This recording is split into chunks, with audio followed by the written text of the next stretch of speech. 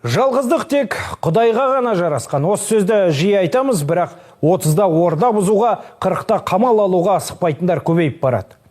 Дерекке сүйенсек, әлемде 2 миллиард 100 миллион адам жалғыз тұрады екен. Басы бос адамдардың 89% жігіт. Олар қызбен кездесуге ұялатын секілді. Елімізде сүрбойдақ саны 2 миллионнан асып жығылады. Бәрінің айтатыны жағдайымды дұрыстауым керек, өзіме лайықты жар табуым керек.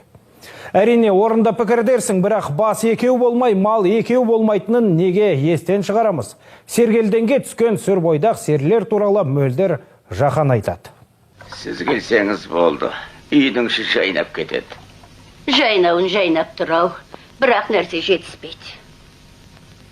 Білем не жетіспейтінін. Білсең тездет.